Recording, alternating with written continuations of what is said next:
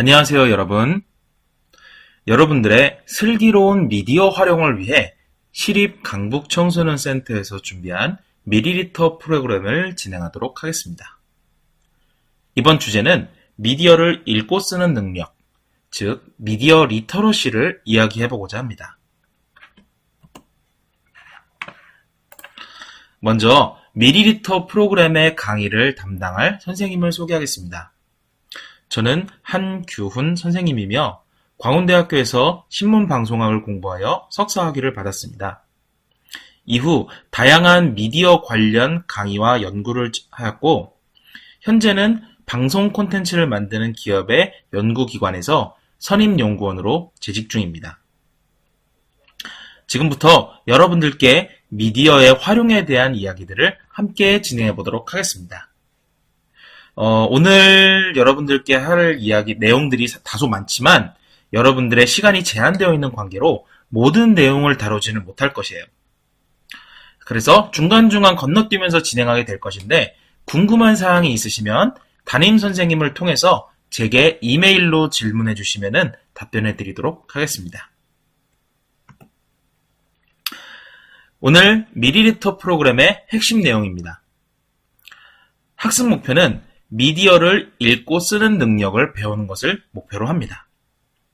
오늘 수업의 의도는 미디어 리터러시가 무엇인지를 이해하고 미디어를 읽고 쓰는 능력이 왜 중요한지를 사례를 통해서 이해하며 미디어 리터러시를 적용하여 정보를 선별하는 능력을 기르고 올바른 미디어 이용 환경을 학습하는 것을 여러분들께 이 강의를 통해서 전달하고자 합니다. 자, 그래서 그거에 대한 학습 내용은 미디어 리터러시의 정의, 미디어 리터러시의 중요성, 가짜뉴스의 개념과 형태, 그리고 정보 생산자로서 미디어를 이용할 때 필요한 우리의 자세를 이야기해 보도록 하겠습니다. 자, 그렇다면 미디어란 무엇일까? 미디어의 발전 과정은 또 어떻게 되고, 미디어 리터러시는 무엇이고, 미디어를 이용할 때 필요한 우리의 자세가 무엇인지에 대해서 한 번씩 쭉 설명해 보도록 하겠습니다. 자, 여러분들, 미디어는 무엇일까요? 미디어란 말들 상당히 많이 들어보셨을 거예요. 그러면, 근데 여러분들 미디어가 무엇인지에 대해 생각해 보신 적 있나요? 그래서 미디어에 대한 의미를 여러분들 다 나름대로 생각을 해 보실 건데, 그게 구체적으로 어떤 의미인지 한번 이야기해 볼게요. 자, 여러분들이 생각하는 미디어란 머릿속으로 한번 생각을 해 보세요. 내가 생각하는 미디어는 무엇인가?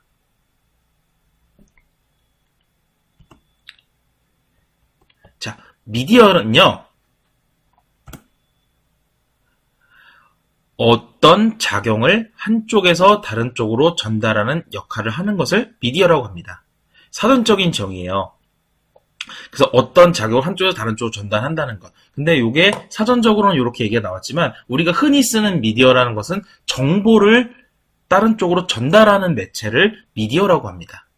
일반적으로 정보를 전달하는 수단을 우리는 미디어라고 얘기를 해요. 그래서 신문, TV, 포털 사이트, 소셜미디어, 유튜브 같이 정보의 확산과 공유가 이루어지는 모든 매체를 우리는 흔히 미디어라고 이야기를 합니다. 자, 그럼 미디어는 어떻게 변했을지 한번 볼게요. 자, 미디어의 발전 순서. 최초의 미디어는요, 몸짓, 표정, 벽화, 그림 같은 글자를 또는 바디랭귀지였어요. 요거는 만났을 때만 대화가 가능했습니다. 만났을 때만. 여러분들 바디랭귀지를 딴 사람한테 전달할 수 있는 방법이 뭐가 있어요? 마주보고서 손짓, 발짓을 하는 것밖에 없죠. 그리고 벽화나 그림을 어떻게 전달을 해요? 들고 다닐 수가 있을까요? 들고 다닐 수 없으니까 벽에다가 새겨놨잖아요. 그래서 유적지 같은 데가 벽에 남아있는 벽화들을 볼 수 있는 거고요. 그래서 기억을 우리가 최초의 미디어, 몸짓과 표정을 통해서 이런 걸 했을 때는 우리는 정보를 전달하기가 되게 어려웠어요. 그리고 전달하고자 하는 정보는 그림을 통해서 기록을 했었고요. 그리고 두 번째 미디어가 등장을 합니다. 바로 문자예요. 이 문자는 인류의 역사에 있어서 엄청나게 중요한 부분인데요. 이 문자라는 미디어가 등장을 함으로써 우리는 직접 마주하지 않고 대화를 하게 됩니다. 어떻게? 편지를 쓸 수가 있어요, 이제는. 편지를 써서 멀리 있는 사람과 소통을 할 수가 있었죠. 그리고 이전까지는 불가능했던 정보의 기록과 보관이 가능해졌습니다. 수많은 책들이 그것의 대표적인 예입니다. 자, 그 다음에는요, 활판 인쇄술이 등장을 해요. 활판 인쇄술. 자, 여러분들, 그 문자는 우리가 손으로 써야 되잖아요. 그러니까 어때요? 시간이 오래 걸리죠. 대량으로 정보를 생산할 수가 없었어요. 그런데 활판 인쇄술이 등장하면서 같은 이야기를 순식간에 많이 찍어낼 수가 있게 됐습니다. 즉, 기존의 편지같이 손으로 써서 한두 명한테 전하는 게 아니라 대중에게 전파시킬 수 있는 미디어가 등장한 거예요. 이걸 이제 최초의 대중매체, 신문이 등장하게 되는 배경이 되는 거죠. 자, 그 다음에 신문이 등장했어요. 활판 인쇄술이 등장하면서 신문이 등장을 했습니다. 수많은 사람들을 향해서 종이로 메시지를 뿌려버려요. 이것이 바로 이제 대중매체의 시작이 되는 겁니다. 그 다음에는 라디오가 등장을 했습니다. 라디오는요, 자, 여러분들 신문은 어땠죠? 물리적으로 내가 그 신문을 들고 있어야지 정보를 얻을 수 있었어요. 하지만 라디오는요, 전파를 통해서 공간을 초월한 정보를 보낼 수가 있습니다. 당장 내가 눈앞에 신문이 없었더라도 전파를 통해 수신하면서 정보를 얻을 수가 있었죠. 그래서 대중매체의 힘과 영향력이 더욱더 확대되는 계기가 됐습니다. 그 다음에 등장한 것은 TV입니다. 라디오는 우리가 들을 수만 있었죠. TV는 눈으로 볼 수가 있습니다. 그래서 더 많은 대중문화들이 등장을 하게 됐어요. 드라마도 등장을 했고, 영화, 집에서 보는 영화도 등장을 했고요. 그래서 영상 미디어, 라디오까지는 우리 이제 듣고 신문까지는 글로 보는 그런 미디어였다면 이제는 움직이는 영상을 보는 영상 미디어의 시대가 도래하게 된 것입니다. 그리고 오늘날에는요, 인터넷과 모바일이 등장을 했어요. 인터넷과 모바일의 등장을 통해서 여러분들은 언제 어디서든 정보를 얻거나 보낼 수가 있게 되었습니다. 그리고 이 인터넷과 모바일의 등장이 정말 중요한 게 대중매체와 다르게 개인도 메시지를 생산할 수 있게 되었어요. 자, 여러분들, 라디오에다가 여러분들이 정보를 전달하려면 어떻게 해야 됐어요? 사연을 써야 됐죠. 라디오에다 사연을 쓰거나 뉴스에다가 제보를 해야 됐습니다. TV도 마찬가지고요. 하지만 여러분들 지금 인터넷이랑 모바일에다가 여러분들 정보를 어떻게 생산합니까? 게시판에다가 글 올리는 것도 정보가 될 수 있죠. 카카오톡으로 뉴스 제보하는 것도 될 수 있죠. 더 나가서 내가 직접 유튜브 채널을 운영하면서 메시지를 생산할 수도 있게 되었어요. 지금의 현대의 이 정보 환경은요, 1인 미디어 등장을 통해서 누구나 정보의 생산자가 될 수 있게 된 상황입니다. 즉, 예전에는 정보를 만드는 사람이 정해져 있었어요. 뉴스를 만드는 사람 누구예요? 기자, 신문 기자, 뉴스 기자, 그쵸? 그 다음에 영화 만드는 사람, 영화 감독. 그런 사람들이 정보를 만들어냈습니다. 하지만 지금은 어때요? 누구나 정보를 만들 수가 있죠. 1인 미디어 유튜브 채널 해가지고 내가 게임 방송을 할 수도 있고, 영화를 만들어서 유튜브를 통해서 공개할 수도 있고, 소설을 쓰고 싶으면 웹소설을 써가지고 연재를 할 수도 있고, 만화를 그리고 싶으면 웹툰을 연재할 수가 있어요. 예전과 달리 예전에는 한정된 사람들이 정보를 생산했다면 이제는 누구나 정보 수용자, 누구나 정보 생산자가 될 수 있는 그러한 환경이 갖춰진 겁니다. 그 말인즉슨 예전에 정보를 생산하는 사람들은 최소한의 소양이 있었어요. 글을 쓰는 사람들은 글을 쓰는 법을 배웠고, 뉴스를 만드는 사람들은 취재해가지고 그 취재한 것이 사실인가 아닌가를 판단을 해서 정보로서 제공하는 기술이 있었고, 영상을 만드는 사람들은 촬영과 편집 이런 것들을 배웠었고요. 근데 누구나 정보 생산자가 된 시점에서 이러한 소양을 가지지 않은 사람들도 정보 생산자가 됐다는 말이에요. 그렇기 때문에 여기서 미디어 리터러시라는 개념이 등장을 합니다. 자, 미디어 역사에 대해서 간단히 알아보았습니다. 그렇다면 좀 전에 이야기한 미디어 리터러시가 무엇인지 요거를 영상을 통해서 한번 알아볼게요. 요거는 2016년에 나온 EBS에서 만든 영상입니다. 한 5분 정도 되니까 한번 보도록 하겠습니다.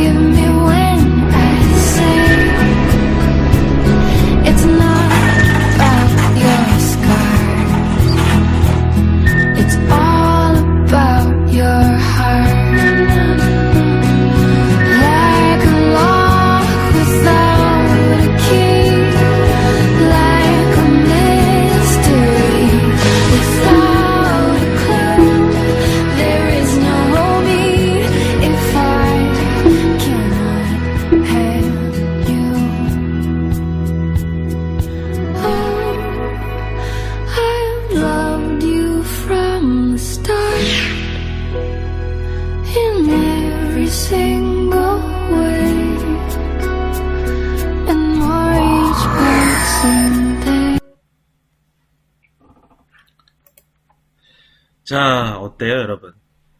생각할 게 참 많은 영상이었죠? 사실 이 영상에는 오늘 제가 여러분들께 이야기할 핵심적인 내용들이 다 포함되어 있어요. 그래서 이 영상에 나온 핵심적인 내용들 몇 가지에 대해서 이야기를 해보도록 하겠습니다. 관심 있는, 다시 한번 보고 싶은 친구들은 EBS 들어가셔서 요거 모두 읽고 있으니까 요걸로 검색하시면은 찾아보실 수 있어요. 자, 그렇다면 미디어 리터러시란 무엇일까요? 미디어 리터러시는요, 미디어와 리터러시를 합친 말이에요. 리터러시는 이게 문법과 관련된 단어인데 글을 읽고 쓸 줄 아는 능력, 좀 유식한 말로 문해력이라 그러죠. 그걸 얘기합니다. 그래서 미디어 리터러시의 정의는요, 다양한 미디어에 접근할 수 있고 미디어가 제공하는 정보를 비판적으로 이해하며 자신의 생각을 미디어를 활용해서 표현하고 공유할 수 있는 능력을 이야기합니다. 즉 예전에는 글을 써서 내 의사를 표현하고 내 의도를 알리고 내가 전하고자 하는 바를 전달했다면은 지금은 미디어를 통해서 내가 무엇을 표현하고 하는지, 내가 어떠한 정보를 주고자 하는지 이런 것들을 한다는 거예요.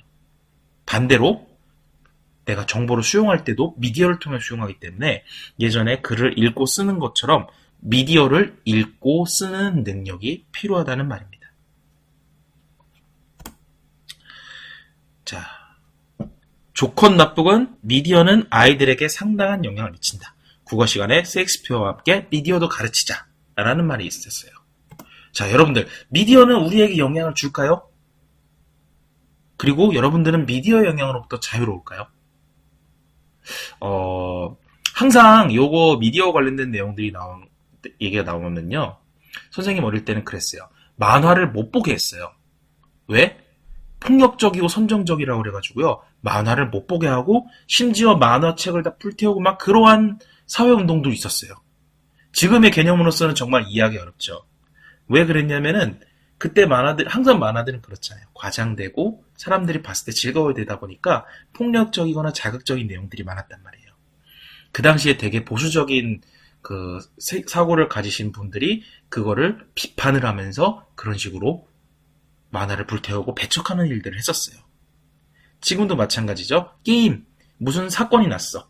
그러면은 제일 먼저 언론에서 무슨 얘기를 해요? 이 범인이 과격하고 폭력적인 게임을 즐겼다. 이런 얘기를 하잖아요. 실제로 미디어는요, 우리들의 삶에 많은 영향을 미칩니다.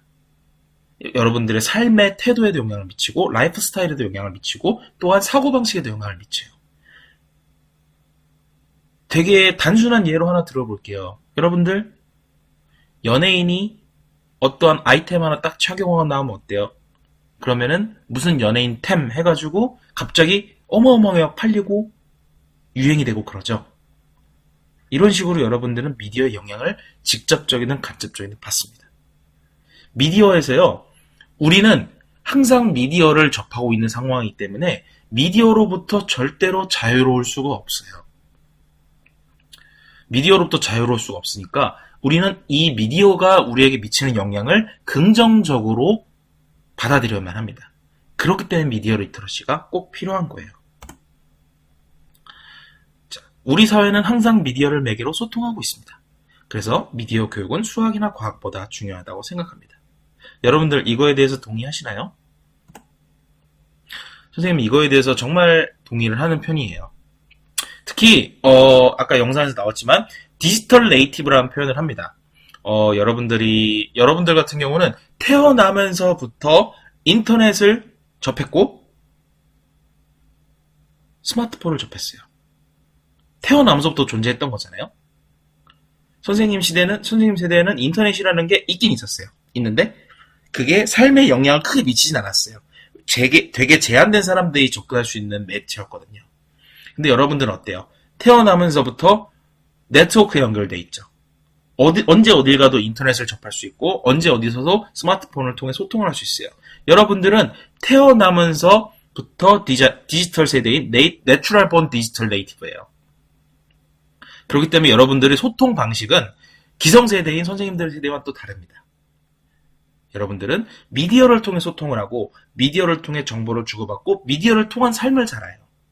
그렇기 때문에 미디어를 어떻게 써서 나한테 긍정적인 영향을 미치고 나한테 플러스가 되는 방향으로 이용을 하게 되느냐.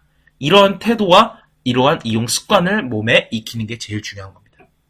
예전으로 얘기하면은 옛날에는 그랬잖아요. 옛날에는 글을 읽고 쓴다는 게 어마어마한 특권이었어요. 그 사람의 신분을 얘기해 주는 거였어요. 마찬가지입니다. 21세기 지금 여러분들의 삶에서 미디어를 읽고 쓰는 능력을 갖추고 있다는 것은 여러분들의 정보를 어떻게 활용하느냐, 즉 여러분들의 21세기 여러분들의 디지털 신분과도 마찬가지인 거예요. 자, 그렇다면 이제 미디어를 어떻게 접근해야 되고 어떻게 활용해야 될까요? 자, 1인 미디어. 아까 선생님이 초반에 얘기를 했습니다. 1인 미디어. 1인 미디어가 무엇일까? 스마트폰과 인터넷이 확산되면서요, 1인 미디어라는 말이 나왔어요. 자, 요거 표 보시면 알겠지만 2010년부터 2017년 동안 TV, 자,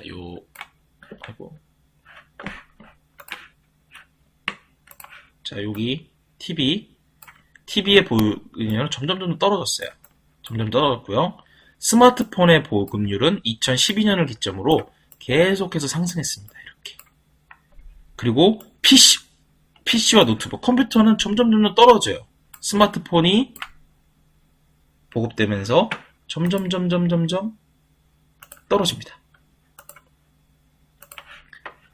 TV는 이제 가정의 필수 제품이니까 어쨌든 가지고 있어요.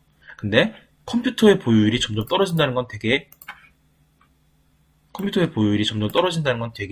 예외적인 일이죠. 그 컴퓨터가 할 수 있는 거는 스마트폰이에요. 이제. 컴퓨터는 여러분들 밖에 들고 다닐 수가 없잖아요. 하지만 스마트폰은 들고 다니면서 언제 어디서든 정보를 교환하고 내가 필요한 정보를 획득할 수 있기 때문에요. 그래서 스마트폰이 이제 삶의 필수품이 됐습니다. 자, 1인 미디어의 특징은요. 1인 미디어를 통해서 다양한 주제와 콘텐츠의 이용이 가능한 이유는 단 한 명의 시청자만 있어도 방송을 할 수 있기 때문에 대중이 전반적으로 선호하는 콘텐츠보다 개별 시청자의 취향에 맞춘 콘텐츠를 제공할 수 있기 때문이에요. 자, 기존의 대중 매체들은 이걸 할 수가 없었어요. 왜? 돈이 안 되니까요. 돈이 안 되니까. 시청률이 낮으면은 광고 수입이 방송에서는 제일 큰 방송에서 가장 큰 수입이 광고 수입이거든요. 그런데 시청자가 적으면 광고 수입이 떨어지겠죠. 광고 단가가 떨어지고. 그렇기 때문에 시청률을 올리려면 어떻게 해야 됩니까? 대중적인 소재를 다뤘어야 돼요. 하지만 1인 미디어는 어때요? 되게 사소한 부분에도 많은 사람들이 다양한 정보를 공유하고 있습니다. 예를 들면은 게임 방송을 한번 예를 들어볼게요. 자, 게임 방송 예를 들면은 어떤 사람들은 FPS 게임을 좋아하고 어떤 사람들은 퍼즐 게임을 좋아하고 어떤 사람은 RPG 게임을 좋아해요. 예전 같으면 방송국에서는 이 중에서 하나를 택했어야만 합니다. 제일 시청률이 잘 나오는 거. 하지만 지금은 내가 보고 싶은 거를 마음대로 골라볼 수 있잖아요. 그렇기 때문에 1인 미디어가 상당히 파급력이 세고 활성화될 수 있었던 거예요. 그리고 먹방 같은 것만 생각해봐도 기존의 대중매체에서는 이게 존재할 수도 없던 콘텐츠예요.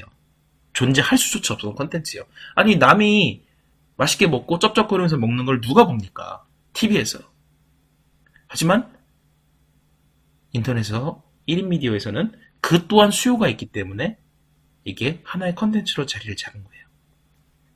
또 하나, 채팅창을 통해서 실시간으로 양방 소통이 가능해서 이를 통해서 피드백을 받고 그에 대한 반응을 곧바로 할 수 있기 때문에 상호 유대감이 강하게 형성된다는 장점이 있습니다. 그러니까 도네이션도 하는 거고요. 도네이션하고 도네이션 받으면 감사합니다. 리액션도 해주고. 그러면은 도네이션 하는 사람은 내가 방송에 참여했다 라는 만족감을 느끼고, 반대로 도네이션을 받는 사람들은 그걸 통해 수익을 창출하면서 새로운 콘텐츠를 계속 만들어낼 수 있는 그런 구조가 형성이 되는 겁니다. 자, 1인 미디어의 대표적인 사례를 하나 꼽으라면 누가 뭐래도 유튜브입니다. 누가 뭐래도 유튜브예요. 근데 유튜브에는 순기능과 역기능이 있어요. 유튜브의 순기능은요, 전문 매체보다 더 신속하고 다양한 콘텐츠를 다룹니다. 전문 매체보다 더 신속하고 다양한 콘텐츠를 다뤄요. 어마어마하게 많은 자료들이 있죠. 자동차 관련된 거 보면은 별의별 별의별 전문가들이 다 달라붙어서 콘텐츠 만들어요. 게임도 보면은 수많은 사람들이 달라붙어서 게임을 거의 파헤치듯이 분석을 하고요. 연애 콘텐츠도 방송에서 하지 못하는 말도 막 나오고. 그쵸. 그리고 일반인들, 여기 그 어르신들이 농사 지으시는 분들 유튜브를 또 많이 보세요. 그리고 뭐 지금 유튜브 시청 통계를 보면은 50대 이상이 20대, 30대보다 유튜브 더 많이 봅니다. 그래서 일반인들 간의 정보 공유도 막 이루어지고, 농사 짓는 분들이 유튜브 보는 이유가 농사 노하우를 배우려고 유튜브를 본대요. 그래서 전문가들이 거기서 나와서 자기들의 노하우를 공유하잖아요. 그렇기 때문에 수많은 학습 효과들을 얻을 수 있습니다. 선생님이 대학에서 강의를 하다 보면은 깜짝 놀란 게, 학생들한테 얘기를 했어요. 얘들아, 오늘 수업한 내용, 여러분, 그거 더 배우고 싶으면은 어떻게 해야 되니? 라고 물어봤더니만, 선생님이 생각한 대답은 도서관 가서 찾아보는 거예요. 였거든요. 근데 그 친구들의 대답이 깜짝 놀랐어요. 유튜브에서 찾아본대요.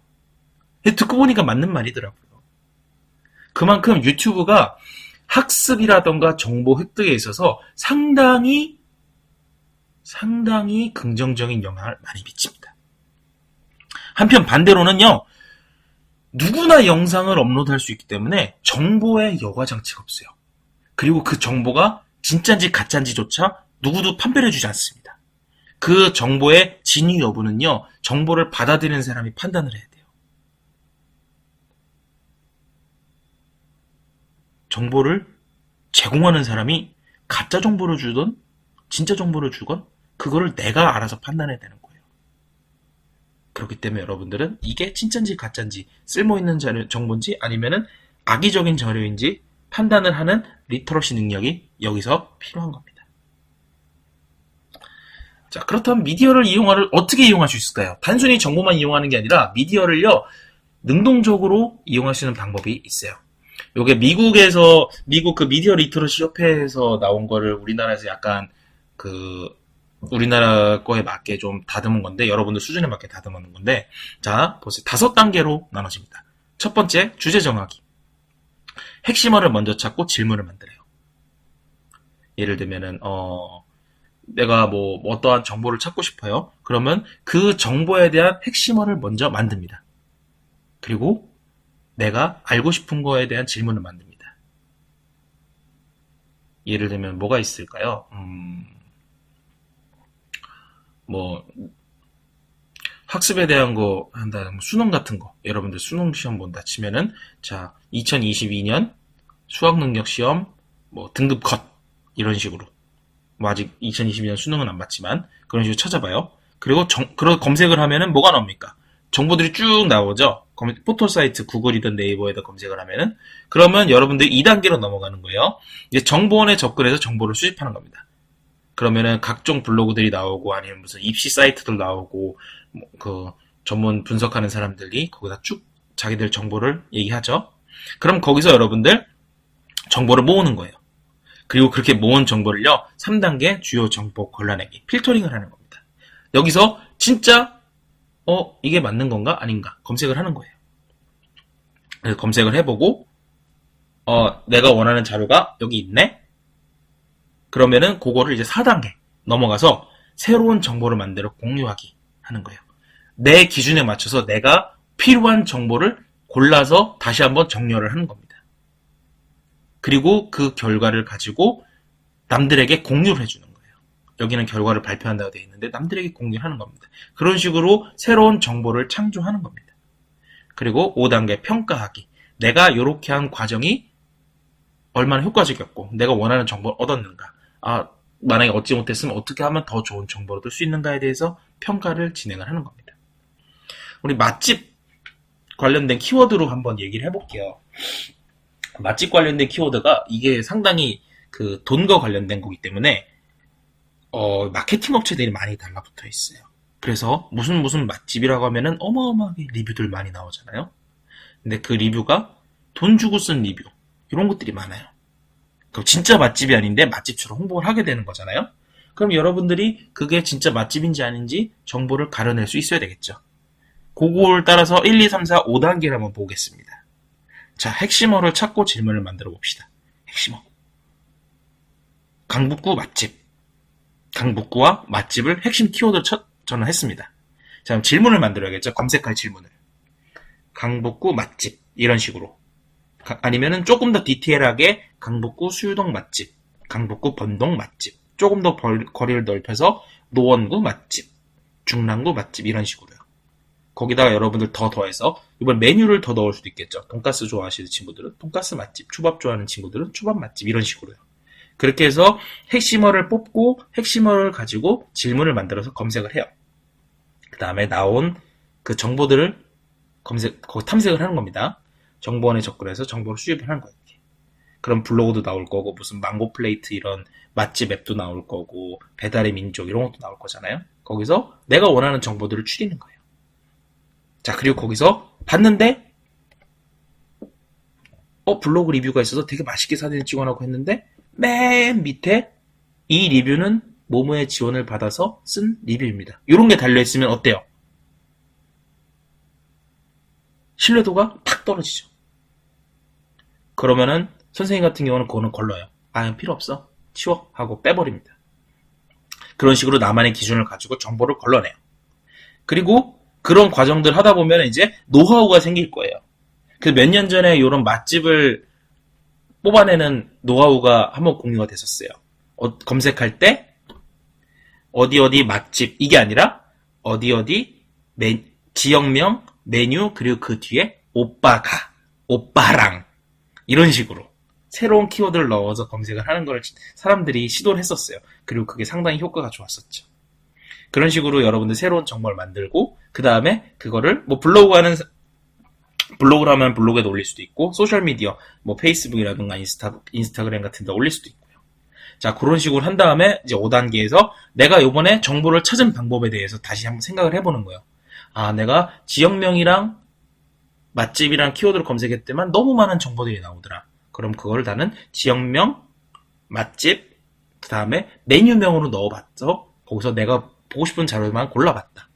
그렇게 하고 근데 거기도 광고들이 많이 껴있고 좀 쓸데없는 정보들이 많이 섞여있어. 그럼 조금 더 디테일한 검색을 넣어보자. 어떻게? 오빠랑 누가 데려간 어떻게 이런 식으로 조금 더 세밀한 키워드를 넣어서 검색을 해보니까 좋은 결과들이 나왔다. 다음에도 그렇게 해야지. 라는 식으로 해서 5단계까지 진행이 된 겁니다.